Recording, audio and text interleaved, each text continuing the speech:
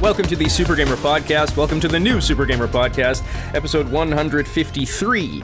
Our guest this week is a Hugo Award-winning author, the author of Fight Magic Items, The History of Final Fantasy, Dragon Quest, and the Rise of Japanese RPGs in the West. Founder of Astrolabe and A Dribble of Ink, has written for Wired, The Washington Post, and others, and also known for a viral tweet from January 2020. Tell me something about yourself that sounds like a lie, but is absolutely true. We have Aidan Moher. Thank you for being here. Hi, thanks for having me. When you lay it out like that, it makes me sound, I feel much more impressive than in real life, but I appreciate it. So largely what we're talking about here is the book, came out October of last year, Fight Magic Items. First off, I know it's a great title, and obviously you mean like the options in an RPG, Fight Magic Items, but I like to read it as if Fight Magic is an adjective, so it's like Fight Magic Items.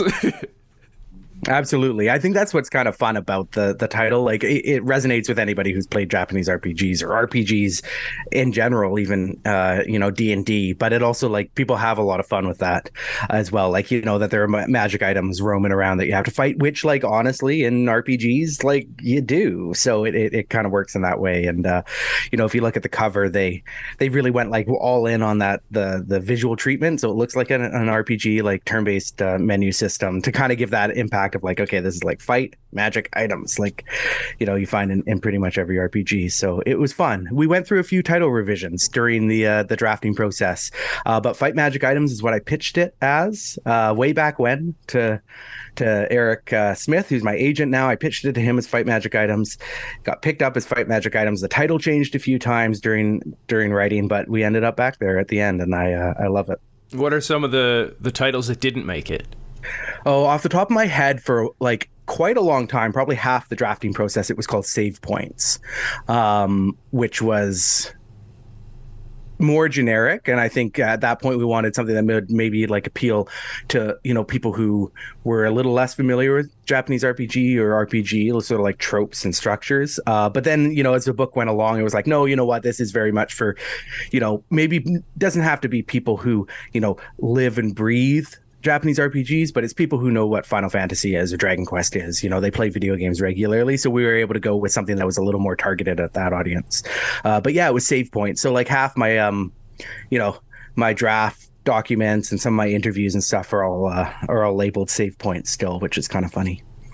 So you say in the book that there is no singular definition of this, at least not one that doesn't exclude a bunch of games, but I'll ask you anyway, what is a JRPG? Yeah, I mean that right now, so it's, early March in 2023, and that's been a big like hot button issue on on Twitter and in sort of the gaming sphere, and it's a tough thing to answer. Like I think the easy answer is it's an RPG from Japan, right?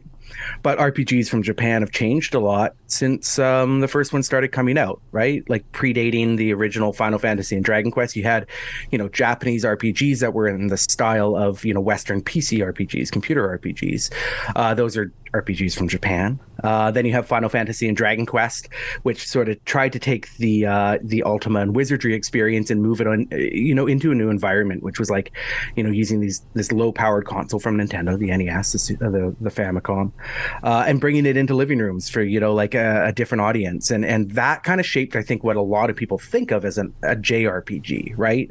And so we had many generations where, a JRPG to me meant, like an RPG probably by Japanese developers, but an RPG made from the mold of Final Fantasy and Dragon Quest.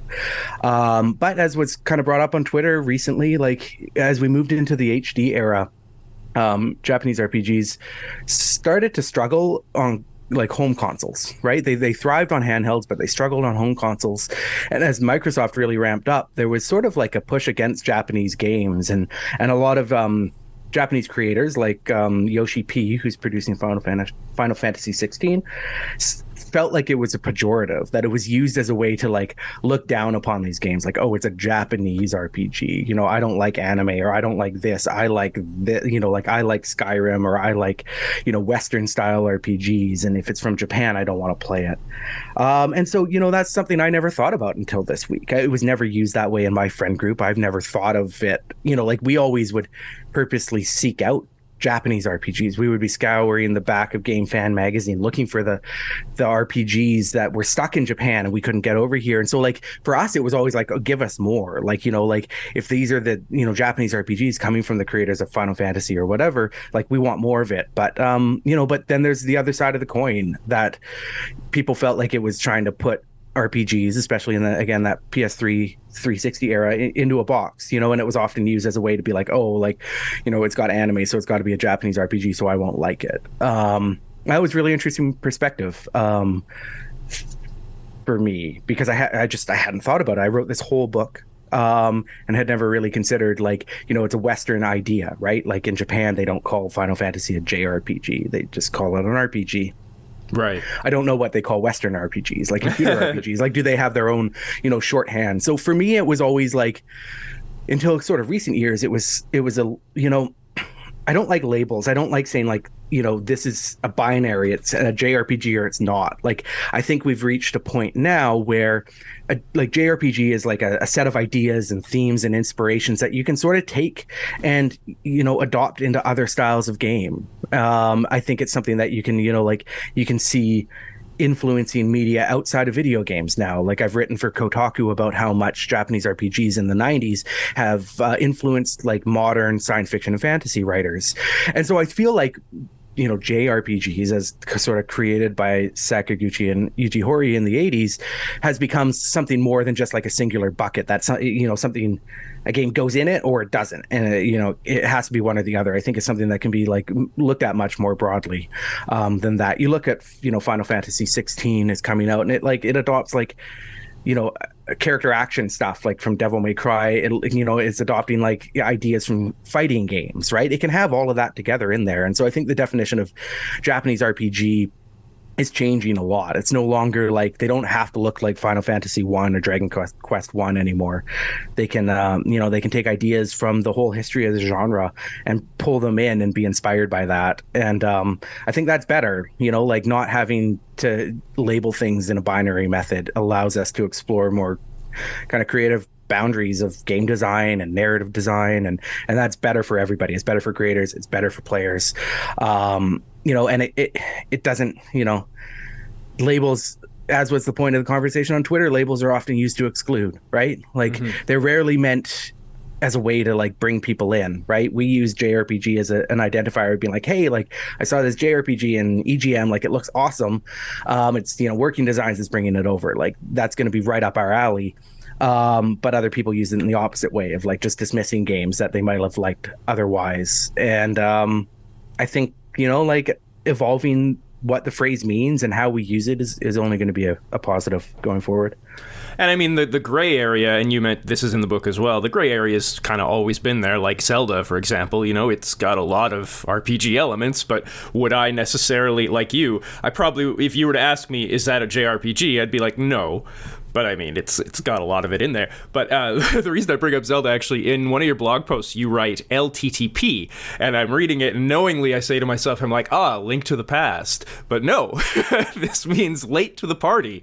You're getting at games that, you're late to getting to, and you ask people, what are some games I should try out? So what's the best late to the party game that you've played?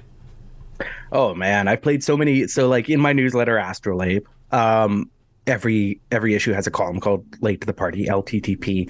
And that's a phrase that I cribbed from video game like internet forums. So Reset Era uses it. And then before that, NeoGAF, I think it's the first place that I encountered it. And I just like it. I like the idea of like, games are so vast. Video games is such a, vast area. There's so many out there.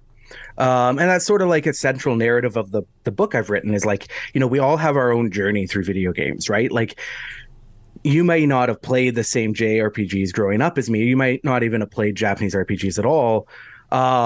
But you probably had those same experiences of sinking into a game, like connecting with it emotionally, bringing those like experiences forward and them shaping who you are, because that's what video games do to us.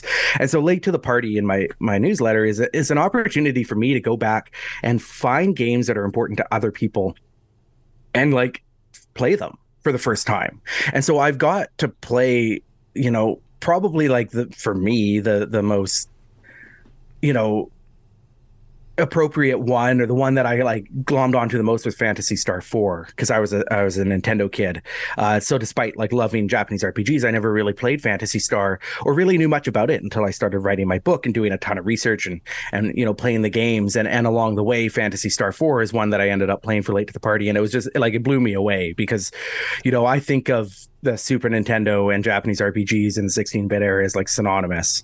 They are one and the same. But to find this like incredibly robust, super unique Japanese RPG that like brought so much to the table, like it has like a really fast combat system, but you can also set up like macros, so your characters, like, instead of having to like input complex actions that you use regularly, you can create a little macro and it speeds things up a lot. It has these great like comic book manga style like cutout cinematics, which like you just didn't see in other Japanese RPGs at that time. And it was just really cool to see, like what was going on in other people's world that I missed out on, and getting to appreciate that now, as somebody who has spent a huge chunk of his life playing and appreciating these games, and now writing a book on it and being like, wow, like there's so much more out there. Like nobody has the whole picture. And Late to the Party really helps me do that. And then I've also I've played other games that I've been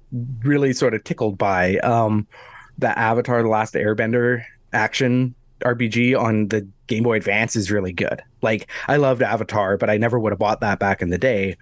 But I played it and it was like, wow, this is like a really like fun little, action RPG beat 'em up, with a gorgeous, like chunky, colorful pixel art world on the Game Boy. Like, I would have eaten that game up back in the day if I'd bought it when it originally came out. And then I revisited Seventh Saga, which is infamously one of like the hardest RPGs on the Super Nintendo, and it's like Japanese developed, but it feels more like I don't know, it looks like a PC RPG. Like, it has this really like grounded, earthy color palette, and I got to play that for the first time, but I used a hack that restored the original Japanese difficulty, so it's actually like playable and fun. And a game that I thought I like totally hated as a kid, or a teenager, because I literally borrowed it from my friend, and I literally couldn't get past the first random encounter. I kept dying. I played it again with it like its intended difficulty in the Japanese version. I was like, this is actually a really cool game. Like, there's so much more here that I wasn't able to experience or appreciate as a kid.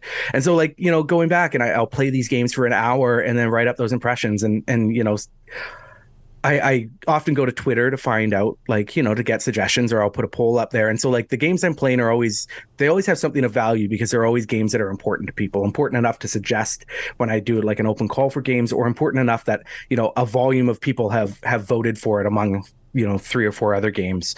And so, knowing that people out there love this game allows me to go into it like wanting to like it and wanting to love it and wanting to know what's interesting about it, even if it's not like, quote unquote good.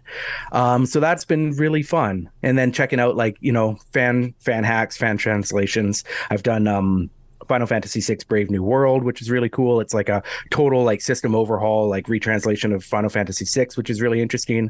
Playing the old Super Nintendo Sailor Moon Japanese RPG was cool. Magic Knight Ray Earth, which was by Working Designs, who did some of my favorite games like the Lunar series, but it was a Saturn game. I didn't have a Saturn. I got to play that recently for Late to the Party.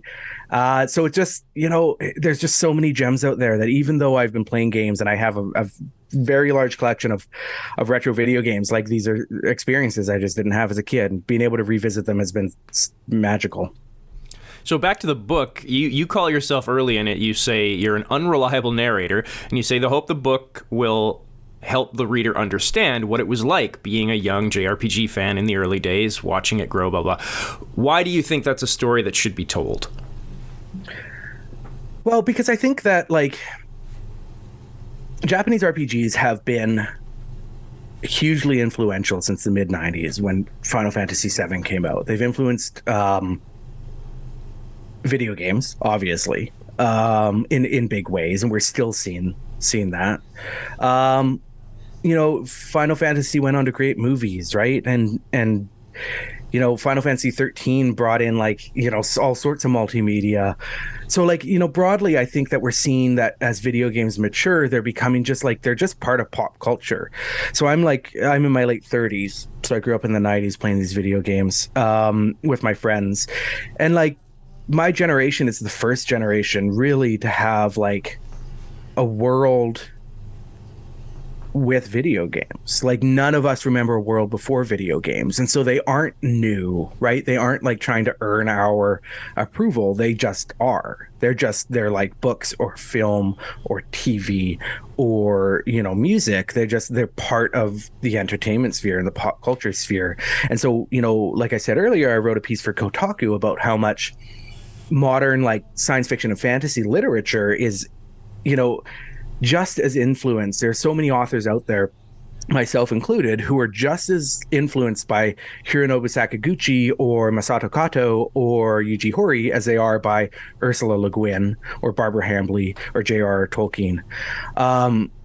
We played these games during our most formative years and they left an impression on us. And as you have new creators and new mediums bringing forward those, memories and experiences and lessons from video games, whether they're Japanese RPGs or there's something else, I think that, that's really going to continue to show how video games are going to shape pop culture and culture, period, going forward. And we're going to we're getting to a point now where like it's only the older generations that remember a world before video games. And so looking back at what it was like, like growing up and being shaped by these games, this genre that, when it started in the West, it was really fighting to get a foot in. It had a fairly solid audience where, you'd sell 400 to 600,000 copies of a popular Japanese RPG, but they couldn't really break past that. So then, like being there at the moment when Japanese RPGs went from this sort of like niche genre to like an explosive pop cultural like moment with Final Fantasy VII was fascinating and vindicated so much of like what me and my friends felt at the time. And I think that that's happened with so many different medias and mediums over the years. You had rock and roll like in the 60s, right, where you had a bunch of kids who were like, no, this is the future of music. You had older generations who were like, looking down on it. You had the, like they say, Satanic Panic with Dungeons and Dragons.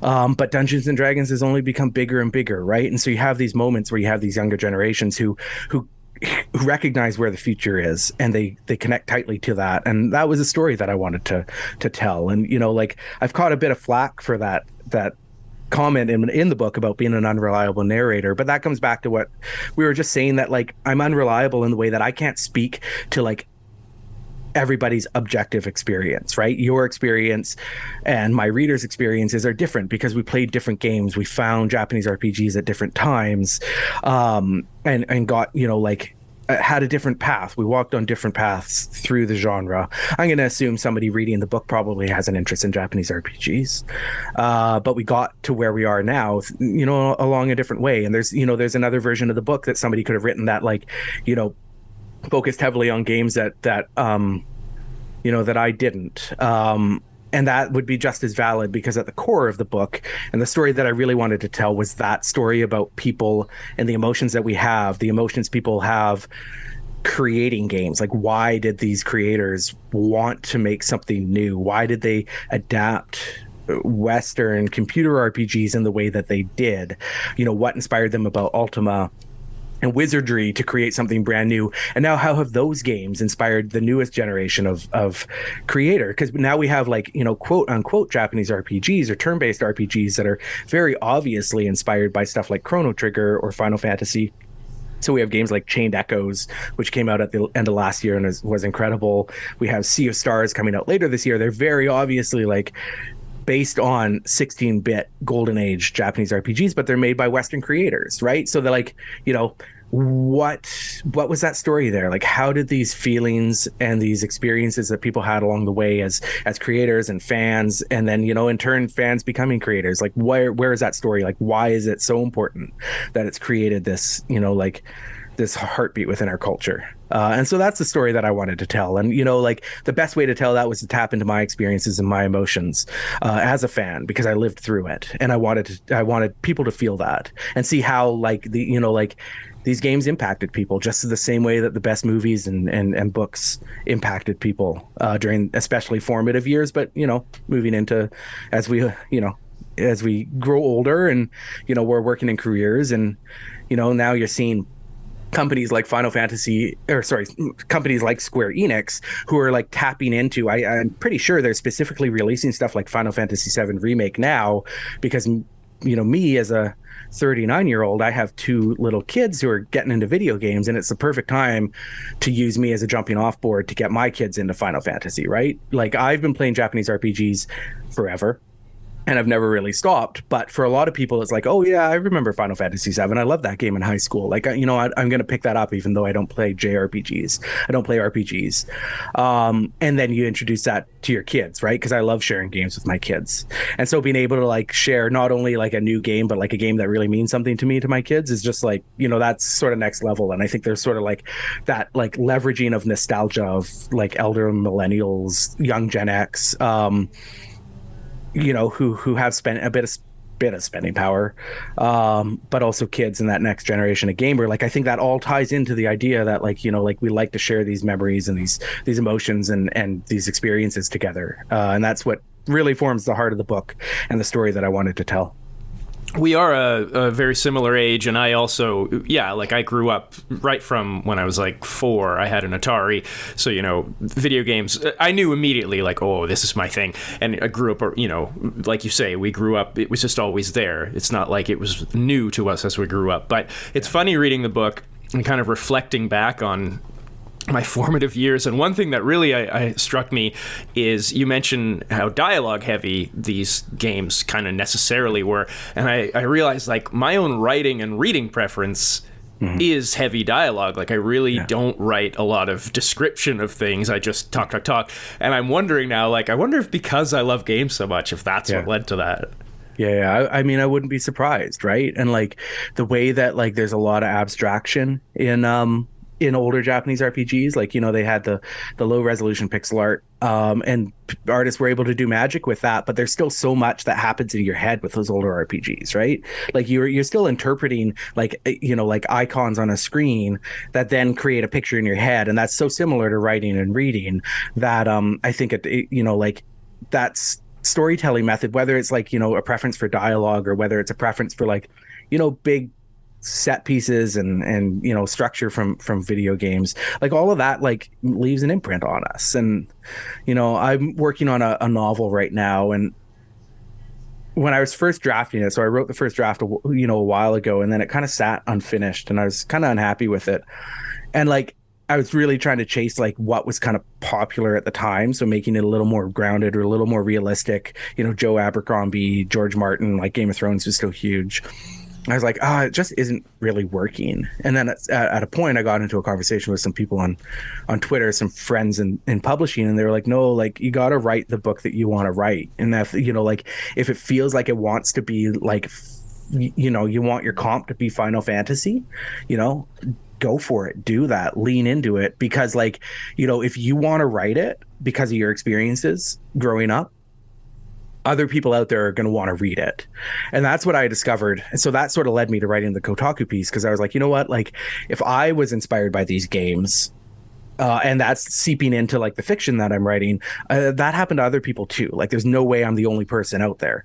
And sure enough, as soon as I started reaching out to writers, they're like, oh yeah, totally, like my book like has a lot of Final Fantasy in it. It's got airships because I love airships, right? Nicholas Eames has a book called Kings of the Wild, and there's a character named Cura, which is the name of a spell from Final Fantasy, and his books are just loaded with references to Japanese RPGs and Final Fantasy. And they're not obtrusive. They're there if like players want them, or like readers want them and know them, and it's a fun little Easter egg. But like that stuff is ubiquitous. It's everywhere. And so like recognizing that, like, okay, like if there's something that kind of like drives you to want to write your book in a certain way, whether that's like a penchant for dialogue like you're talking about or something else, like go for it, because like other people have been inspired equally, and they'll love it, right? A few other things I kind of latched onto while reading the book. You talk about manuals, and there's no game manuals anymore, and that's sad. And I agree. But when I was a kid, I was definitely the kid going, like, I'm playing the game, and I'm like, oh, how do I do this? And my older brother would be like exasperated, just like, read the manual. I was like, no. Yeah. Well, I was the older brother, so I have two younger brothers. So I was constantly like I have very, very distinct memories of playing like Grandia and Lunar and my little brother, 8-year-old brother, sitting in my room, dark room for hours, and we would just play them together. But I was like, I was big time into the manual. And like I grew up on a small island, so like going and getting a game was like, it was a big event because it would take, all evening. And so like, I'd get out to Toys R Us finally, and we'd be driving home, it would be dark. And like all I could do for, like it would probably take, say, an hour and a half, 2 hours between Toys R Us to actually getting home. And so I had the manual, right? And like I distinctly remember Chrono Trigger's manual and like reading it as like, in the like brief flashes of streetlights passing overhead. You'd have like a split second to like look at the pictures on that page. And that manual was like 50 pages. It was full color. It had like everything in there, and then had like a walkthrough of the first couple hours of the game. Like it was so robust, and you just don't get that anymore. And we also have games that are so handholdy and tutorialized at the beginning for the first few hours that I just like, I don't know that would be necessary if we still had manuals and people were willing to read them, right? And so like, I don't know if you can go, like, I've been playing God of War, the 2018 remake, and like the beginning of the game, like, it walks you through step by step, so you get used to the combat system, and like introduces, things one at a time as you go along for the first couple hours. And it's like, this is just like a manual, but it takes me 2 hours to read. And I don't know, like I feel like the manual is a way to like, like give people like ahead of time, there's just that chance to immerse themselves in the game. But also on top of that, like we talk about abstract graphics and that abstract experience, the manuals were also really important during the pixel art age, because it needed to imprint a look and a feel for you, so that when you saw those smaller low res character sprites, you're like, oh, okay, that's Chrono, I remember him from the manual. And then that, he looks in your head like he does in the manual, and you're sort of interpreting that, right? You see all the Akira Toriyama key art from Chrono Trigger, and you're like, okay, this is what this world looks like. And that helps you sort of like, bring that from the games, like the TV screen, into your head in a way that maybe like higher fidelity graphics nowadays just don't need to do, right? They show you so much, and they require less like interpretation. Like I think like there's less of a kind of mutual relationship between like the interpretation of the story in the game world and the characters and the players' feelings, as there was with the 16-bit RPGs. And manuals, I think, were just really important for that.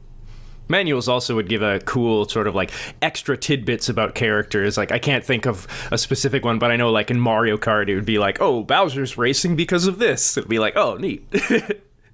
Yeah, and that stuff you would just find in a codex now, right? Like that would all just be in the game and stuff. And so like, I get why we don't have manuals anymore. Like games and the way we make them and consume them has changed a lot. They were also, they were expensive, I'm sure. But, I long for the days when you'd get a 50-page color manual, or you'd buy Lunar or Arc the Lad from Working Designs and get like a hardcover 100-page manual with like, interviews with the development team and stuff like that. Like there was something very special about that, and you just don't get that anymore. But there's new ways to connect with the games out, when you're not playing them. So it's just evolution of the genre, or the medium, I guess. One thing you wanted to include in the book, but weren't really able to, you wanted to include info on the Sega Saturn, but because of the thesis of the book, it didn't really work, because the Saturn was a kind of a spectacular flop in North America. But it got me thinking back to writing essays in school. And I remember probably the best essay I ever wrote was on early modern medicine. And my conclusion was that like everything I've said in this essay could be entirely wrong, and there's totally enough evidence to say the exact opposite of what I've just argued. And maybe this is different because the history you're talking is quite recent compared to early modern times, but did you come across any evidence that kind of contradicted your thesis? Was there ever any point where you're like, well, I just got to pick a direction here? Yeah, that's an interesting question. When I first thought up the concept for the book and started outlining it, like it had a ton of content, like what you're talking about, like having, the Sega Saturn stuff in there. That needed to be cut, and that's because I wanted to tell like a more holistic story that was like, okay, like let's tell the story of all of Japanese RPGs in the West.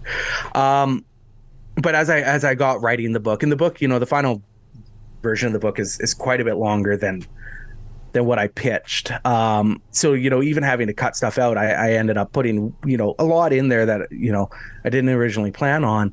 But what I really kind of realized as I went along was like, to tell this story, we really had to look at like the two originating titles. Like you couldn't tell a really holistic, like a quote unquote objective story, because there's too much. And no matter what you try to do, like if I tried to do that, it would still feel wrong to people because I would still miss context that was important for other people's journey. And so focusing back, like bringing it back in on Final Fantasy and Dragon Quest and saying, okay, like they create the foundation for the book. And then as I move along, I need to look at like, games and moments in the history of the genre that either tie back to Final Fantasy and Dragon Quest, or, that then went on to inspire Final Fantasy and Dragon Quest in, later times. And so that was like something that over the course of writing the book that I really kind of had to do an about face on, is recognizing that like, you need that core narrative, and looking for like, again, like coming back to like the personal stories and looking at like Hironobu Sakaguchi's journey and saying like, okay, like I can look at this and I can see like the parallel between Sakaguchi as like, a young musician who needed a side gig, who then gets, caught up in something much bigger than he is, and ends up accidentally helping to create a genre, and now he's in sort of the twilight of his career, and he's looking back and he's like, he conquered the evil lord, right? He came in and he leveled up, and he accomplished everything that he needed to, and now he's sort of like looking back at his adventure, finding the ways to tell those sorts of stories instead of looking at like how just like writing something that just felt like a really long Wikipedia entry. And so I think that was sort of the biggest change in terms of how I was thinking about the book. There wasn't anything, like I was fairly familiar with all of the history before that, so there wasn't a whole lot that I was like, oh, I thought it was this way, but it turned out to be that way. Except maybe Phantasy Star. I don't think I realized how formative Phantasy Star early on really was, and what like Reiko Kodama and Yuji Naka and the team there were doing, and how much I think that sort of like created a balance to what Dragon Quest and Final Fantasy were doing. And so that one surprised me, because I was aware of Phantasy Star. I knew it was a pretty big deal, but I didn't realize how much it was pushing boundaries early on. And so like I ended up writing a lot more about Phantasy Star than I expected to. One thing in the book you go over is the crunch of making Final Fantasy VI, how quickly they had to do that. And that kind of parallels your own crunch. This book kind of from inception to publishing was like, what, a year? And then the actual research and writing you did in about 3.5 months. How did that affect the actual shape of the book, and did you sleep at all? Yeah, I mean, it was an experience for sure. I also, I have a day job as well, so I'm, having to write on lunch breaks and on weekends and stuff like that. I took a couple holidays here and there to really get things going. But yeah, I wrote the pitch and included a sample, which was 15,000 words. But the rest, like the other 100 and however many thousand words, I submitted it about 125,000 words, and it got edited down from there. So I wrote about 105,000 words in about 3.5 months. That included a lot of research. It was hard, and I wouldn't recommend it. It was a decision that I made with my editor and my publisher, because we wanted to hit certain timelines. We wanted the book to come out around the same time as Final Fantasy VII's 25th anniversary. I wouldn't want to do it again, but I also feel like being immersed in one topic, like so dramatically and so thoroughly for such like a small impassioned time, really helped me understand like a lot of what you're saying about like how committing yourself to something like that shapes what it can become and shapes your goals for it. And I didn't really think about it in terms of like Final Fantasy VI was made in like under a year pretty much, but yeah, like you're working on something, you're just constantly thinking about it, right? And your mind is able to make connections that if it was more spread out might not happen. I write in a very non-linear way. Like I don't just write the first word, then the second word, then the third word, all the way to the 120,000 word I write all over the place, and because it was like so tightly in there, I might be researching one game, find something, like a rabbit hole to go down that then like, ends up reshaping or creating, another narrative in a different chapter. And that would be much harder to do if I had spread out the writing over, say, like a year and a half, which might have been more realistic. One thing that I was, I did a lot of interviews for the book as well, so that helped shape things. But it also forced me to rely on my own interpretations and my own research a little bit more, which I think is central to the game, to the book's, kind of heartbeat, again, of being like a personal story. It might not just be my personal story, but it's a personal story that I think a lot of people could relate to. And sinking into that for 3.5 months really helped me feel that throughout, like from the beginning of the book to the end. One thing I really like, the part you describe, Sakaguchi describes the Kyoto tradition of bringing someone tea, but they don't actually drink it. It's just polite to have it there. The reason I like it, it reminds me of my family's Irish, and if you're often, if you're asked, oh, would you like some tea? You go, oh, no, I don't want to be a bother. But what that really means is, yes, bring me some tea. Yeah, I feel that. My family has Irish background as well, and I feel like that's bred into like all of us. Like we're all like polite in that same way, but it's like, yeah, I want a cup of tea, but I'm never gonna like like put an imposition on you to get me a cup of tea. But yeah, like please get me that cup of tea. Absolutely. The old RPG fighting style is that like the turn-based or active time? I can't remember what it's called. Yeah, active time battle. Thank you. Is that out of style now? Are we done with that? I don't think so, because I think we've seen enough success that like, recently with games that show that there are people that still want it. And I think there's been enough pushback against where Final Fantasy 16 is going with its like pure action-based combat that like there's definitely people out there that enjoy turn-based combat in Japanese RPGs. Like Octopath Traveler has a really robust, super interesting and complex and rewarding combat system. It's turn-based and people love it, right? Chained Echoes was, again, that's like the indie Western created turn-based RPG with turn-based combat, and it's getting rave reviews. Dragon Quest 11, did really well. And it had a very traditional combat system. So I think there's still like a lot of desire there. It's still fun to play. I poured 120 hours or something into Dragon Quest 11, and it still resonates and it's still fun. Is there space for it in the AAA games, like market? Probably not, right? And that's where I think, we see something like Final Fantasy 16, and before that, Final Fantasy 15 and Final Fantasy 7 Remake, like steering away from turn-based, because like, Final Fantasy is the mainline titles are just, they're meant to be some of the biggest games in the world, right? Their goal is to sell 10 million copies, right? Their goal is to sell 15 million copies or whatever, like crazy numbers. And I don't know that a turn-based RPG could do those numbers. But what I want to see and what I hope to see and what I think we're seeing is that we're starting to recognize that like not all Japanese RPGs have to be sort of like created for that AAA space and that AAA audience. And so I think we're getting to a place now where you're looking at like Square really like leaning into the HD 2D style that they use in stuff like Octopath Traveler, Live Alive, and saying, okay, we can make games for cheaper. We can make games for this audience that loves turn-based Japanese RPGs because we don't have to sell 10 million copies for it to be a success. We could sell 500,000 copies or 250,000 copies, and it could still be a financial success. Now, like, is Square Enix, they're a huge publicly traded company. Are they going to be happy selling 250,000 units of a game? Like, they're going to have people fighting internally to like push forward projects like that. But Square's put out a lot of like really sort of like, I like traditional, but like not traditional in a bad way, but like, games that are shaped like, like golden age Japanese RPGs. They put out a lot of them last year. And they put out a new one a couple of weeks ago with Octopath Traveler 2, and people really like it. It's great. And so I think there's space there, but even more specifically, I think we look at crowdfunding and projects like Ayuden Chronicle from Rabbit and Bear, which is like a Suikoden successor, which has turn-based combat, being a huge hit, like, and finding huge success.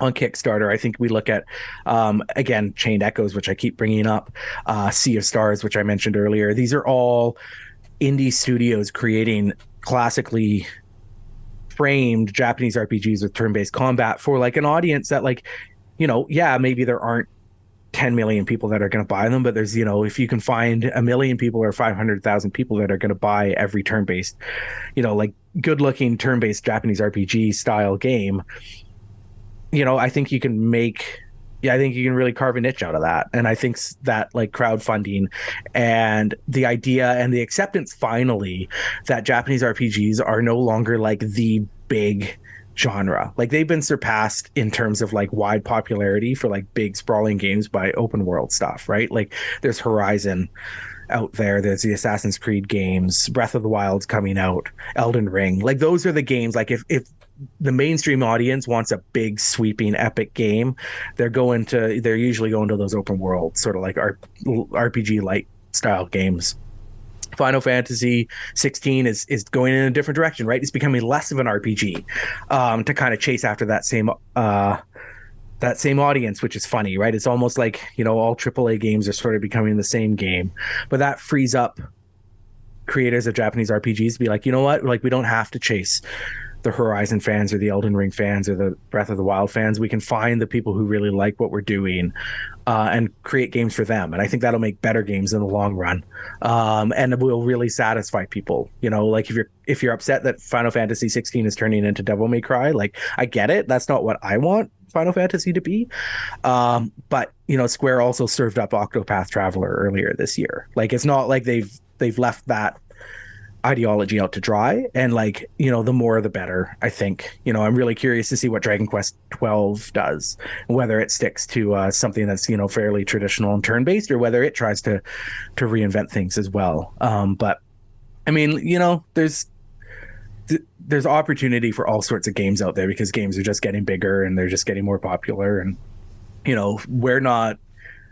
my demographic's not going away in terms of like spending power and buying power. Like we're all still playing video games, right? Like we didn't, like I think older generations kind of saw video games as like a childish pursuit, like a toy, and they were marketed that way in the 80s, right? Like, and I have this kind of pet theory that part of the problem in the 80s was like the controller cords were so short that like only the kids could sit 3 feet in front of the TV, cross-legged on the floor, long enough to play games and enjoy them, and that sort of like excluded a lot of adults from really getting into video games. So they seemed like toys, but like we said earlier, we grew up with video games, just they're video games, and we play them. We still play them. They're not going away. We don't age out. We're not going to age out of video games, and neither are the younger generations, right? Like video games are going to grow up with people, and as long as those video games are growing up with people, you're going to have, styles of video games that appeal to them. And I think that includes turn-based RPGs. So no, I don't think they're going anywhere. I think if anything, we are going to see more opportunity for turn-based RPGs from now on into the future. I was going to bring up your theory there about why games are associated with kids, because it's in one of your footnotes. Oh, yeah. Okay. Yeah. But I laugh, the short chords thing. So we both still have a Super Nintendo. Nintendo was like my baby. I love it. Yeah. It is not my childhood one. I had to get another. But anyway. I still have my childhood one. Right. And I think it was in an art, or it might have been a blog post, but you mentioned you were playing a game, and I definitely know this feeling, and often it's from me like yanking a cord. You accidentally touch the system just a bit, and then the whole game glitches out. Oh no! It was Chrono Trigger too. So I was like, I had a day off from work. My wife was at work, my kids were at school and stuff, and I was like, okay, here's what I'm gonna do. I bought a big ass bag of candy. I was like, I'm gonna play Chrono Trigger get as far as I can. I've got 8 hours, as far as I can get in Chrono Trigger, New Game Plus, and just like live tweet it. And so I was sitting, and I had a CRT, like a smaller 14-inch old tube style TV in my childhood Super Nintendo. I didn't really have a good like setup for it though. I just had it on like a big coffee table, and my Super Nintendo was just like sitting on the floor, which is like totally the way it would have been in the like the 80s with an NES, right? Like you would have just like the cords everywhere and stuff. And so I was sitting there, and I went over and I went to get some candy. and my foot just nudged the Super Nintendo, and the screen went all garbly. Like the graphics just went, it got all distorted. And I was like, oh no. But the music was playing, so I was like, I don't know what to do. So I hit reset, which I guess is the worst thing you can do. If I just powered down, I think everything would have been fine. But I hit reset, and for whatever reason, that messes with the cartridge's like onboard memory for save games. And so I turned it off, turned it back on, and like my save game was gone. And that was my childhood save game too. I've just been rolling forward a New Game Plus file for forever since childhood. And it was gone, but only that one file. The other two were fine. Which was interesting. So I have some vestige of my childhood Chrono Trigger save, but that also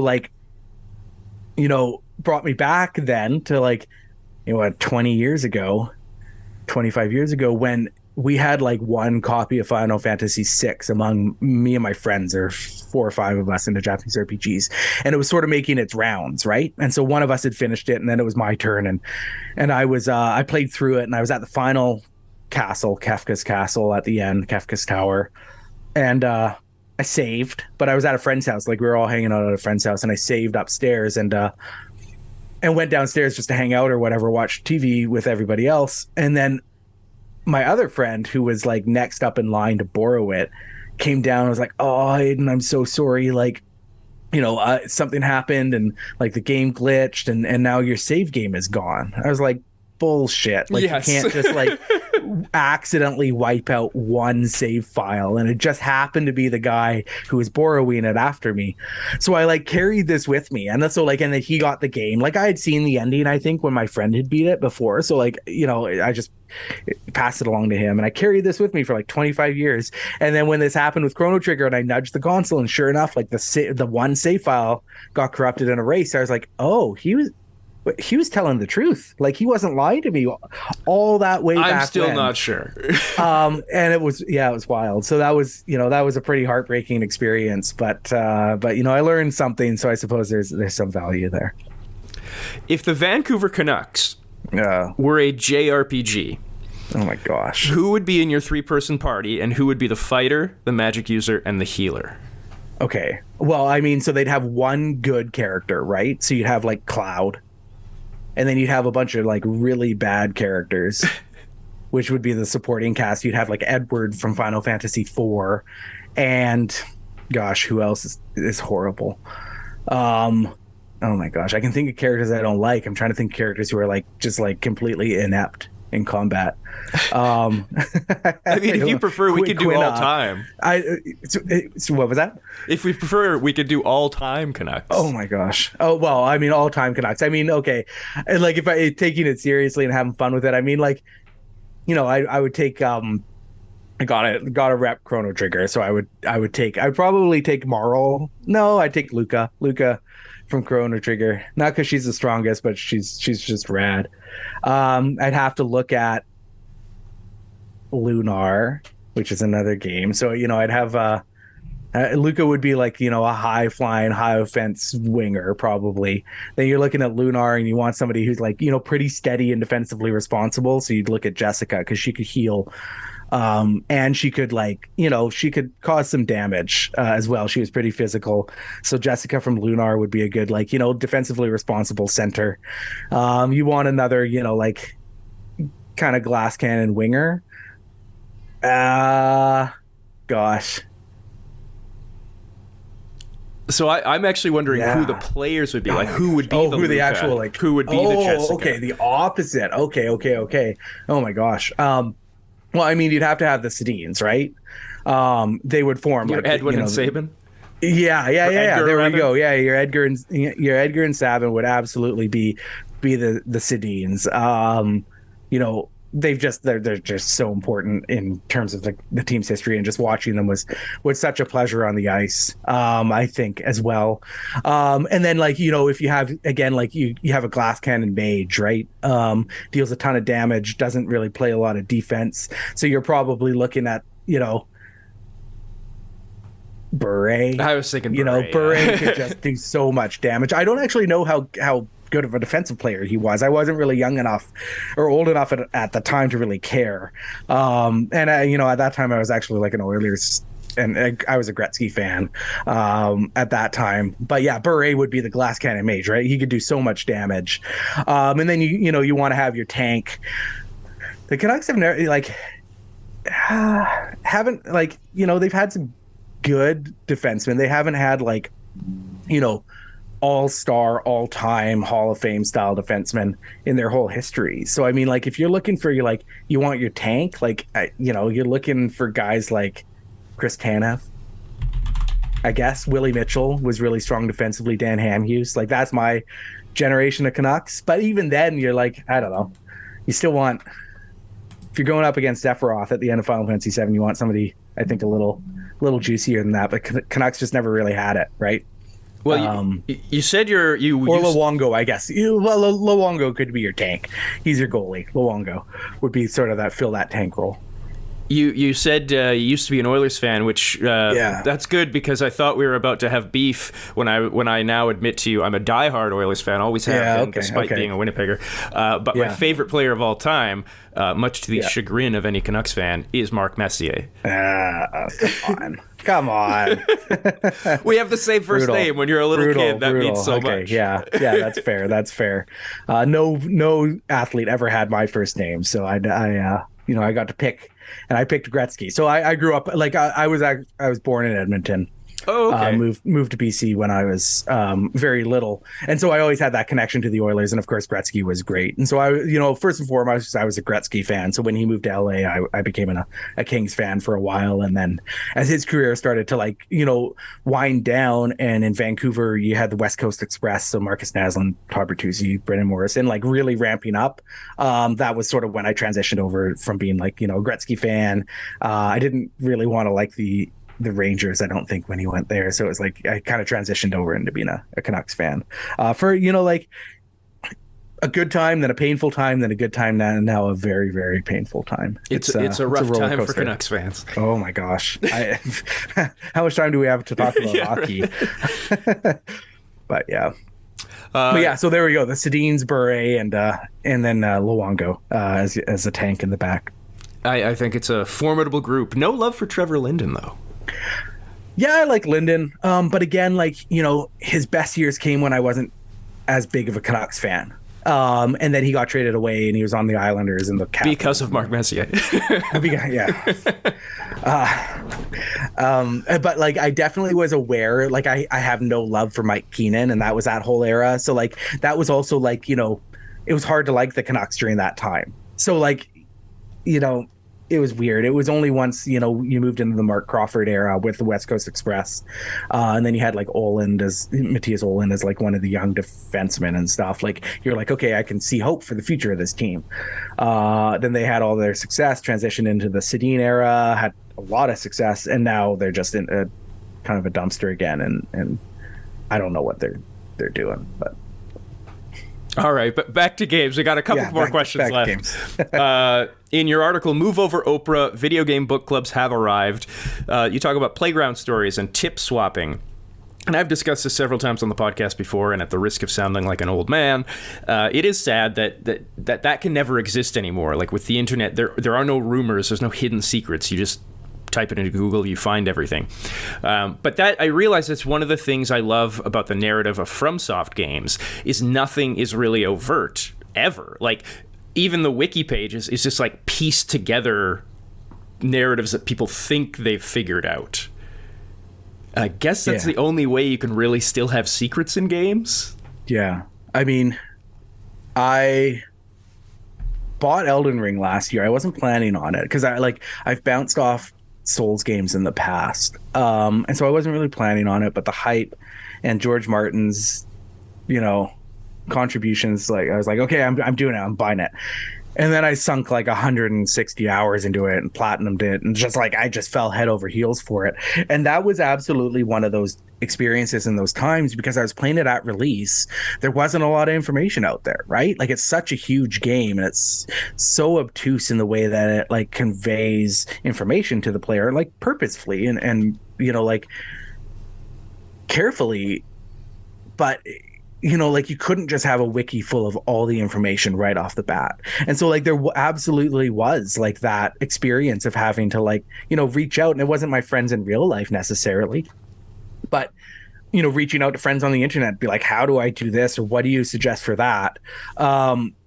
Was really interesting. But then in turn, like after I got deep into the game and beat it, one of my other friends got it, and he wasn't really very familiar with From games. And we had that schoolyard experience. Like whenever we'd get together, he'd be going through the game and he'd be like, contemplating builds or this or that, or not, like not really knowing how to like get over this hump. And I'd be like, oh, like, dude, like, you found like the Siofra river well, right? Like you got to go down here and then just try to find this little area over here. Like that's all I'm going to say. Just go try to find it. And that was like that, that schoolyard feeling of like sharing tips and advice among other people playing through that same experience as you. And like this same friend is the same person that like, back in grade 7, however many years ago, almost, like 20 years ago, we were sitting side by side swapping tips about Link's Awakening, right, on the schoolyard as we each played through. And so like that, like kind of shows that connection of how like games I think are really at their best when they bring people together. And something that I really love about Japanese RPGs and my own personal like journey through Japanese RPGs is like, they're like considered these like singular experiences where you sit in a room, you play them by yourself, you experience them by themselves. But like that wasn't the case for me and my friends. Like, we were constantly playing through the same games at the same time. Like, during the Super Nintendo, we were having to share one cartridge and we would all play it, one after the other. But by high school, the PlayStation and the PlayStation games were cheap enough that we were all able to play Final Fantasy VII at the same time, or Lunar at the same time, or whatever.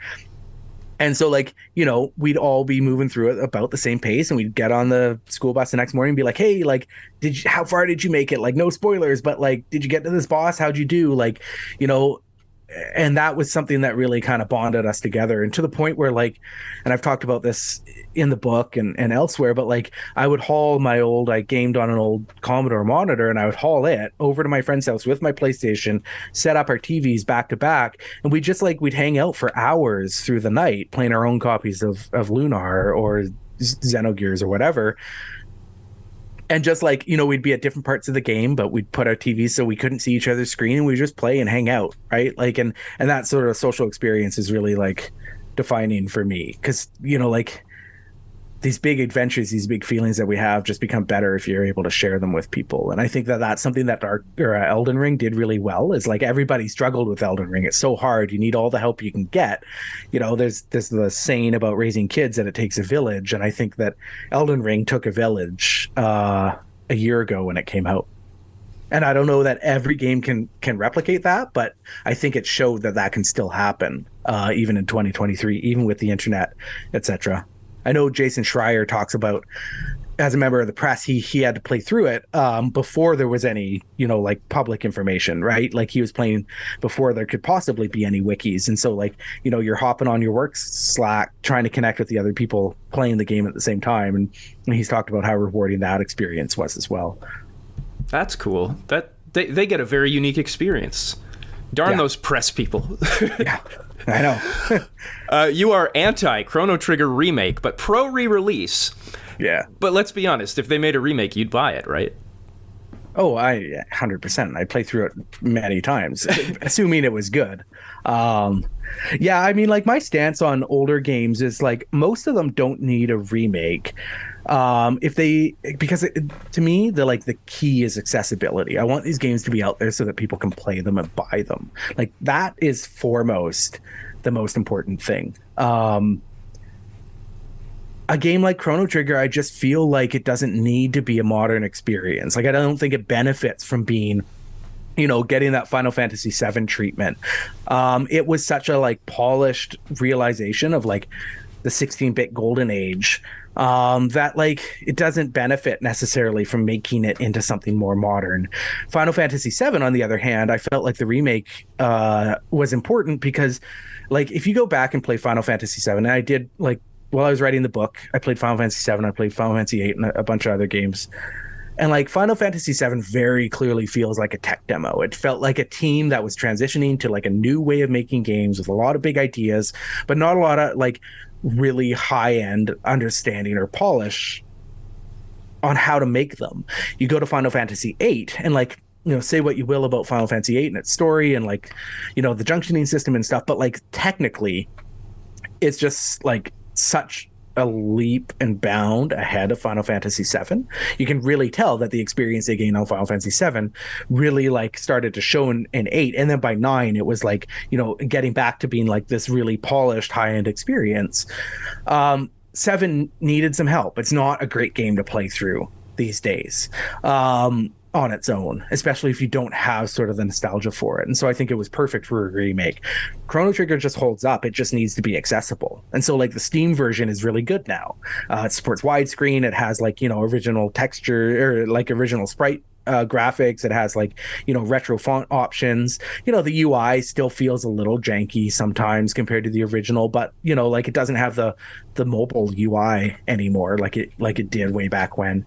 And so like there's this really like pretty good version of Chrono Trigger on Steam, but like get it on Switch, get it on PlayStation, get it on as many devices as possible, and just let people play it. I think is so much more important than trying to like redefine some of these games as modern titles, which is why I really like the HD 2D approach, like the Live Alive. You could never just release Live Alive to like a modern audience and be like, hey, like here it is.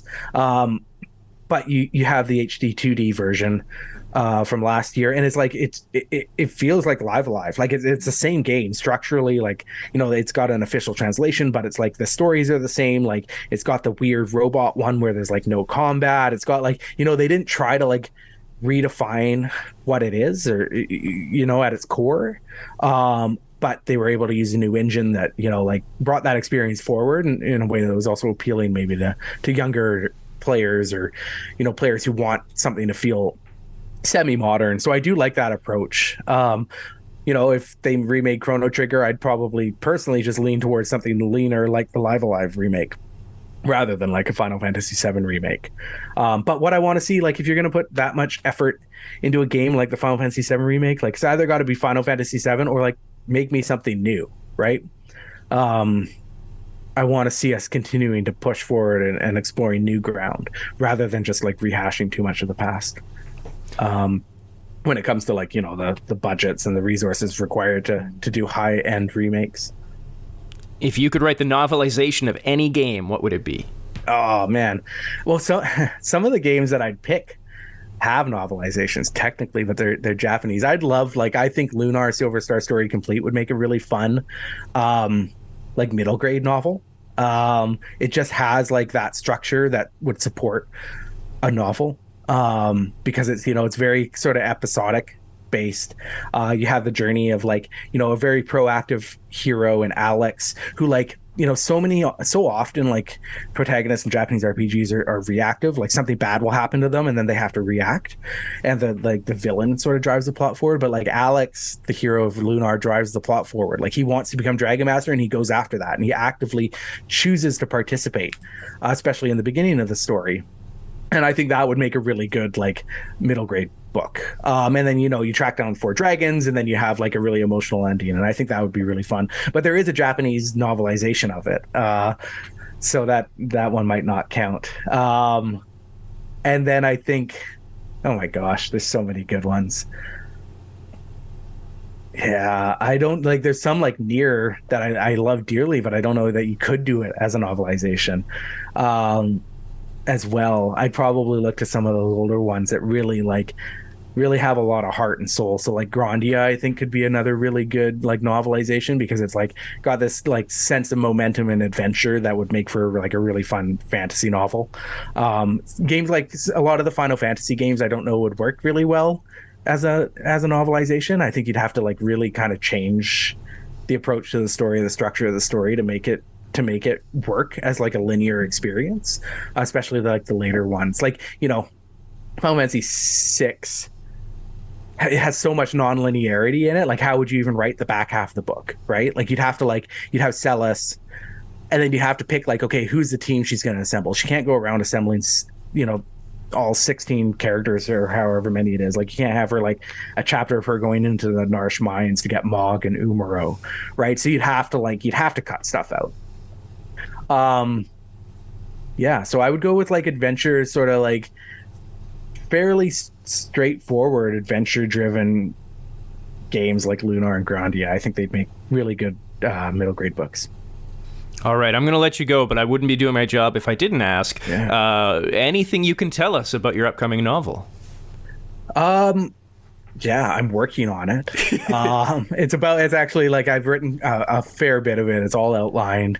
My agent really likes it, so I'm really excited about it. It is like it's big epic fantasy. It's got big set pieces. It's got a lot of magic, and I think for Japanese RPG fans, it has characters they'll recognize and know how to like connect with right off the bat. Like, it has a world and a magic system that I think resonates with what I've always loved about Japanese RPGs.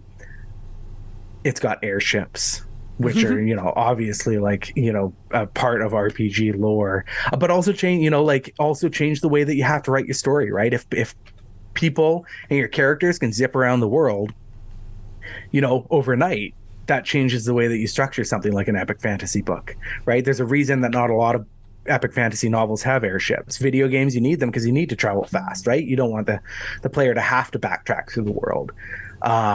Terry Brooks, who wrote the Shannara books, he introduced airships about halfway through that series, and it really, really, really changed the way he structured his books for the, like, not for the better either. So, like, bringing in something like airships from Japanese RPGs is something I thought a lot about, and I have a solution that I think works pretty well. But yeah, so it's it's big, it's set PC, it's got really like like characters that you just really, I hope, really want to love and root for, and like have a lot of room to grow in the same way that like Japanese RPG protagonists, they start out as level ones, right? And they have to get to the point where they go through the personal journey to get to the point where they're strong enough to stand up against the conflict that is in their way.